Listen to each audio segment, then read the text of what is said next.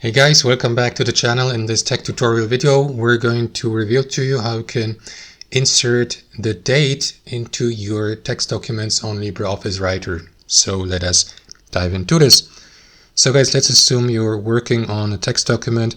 You would like to add the date, like for example, a document, and add the date in the bottom left or top left corner. This is how you can do it.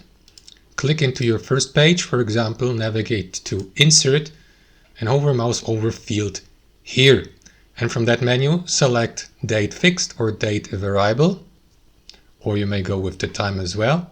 So I will go with fixed date, and that is going to enter the date for today, which is March 1st, 2026. So that's the time format. And that's basically it. Now you can, of course, copy that to your next page and continue doing that for any other consecutive page of your text document.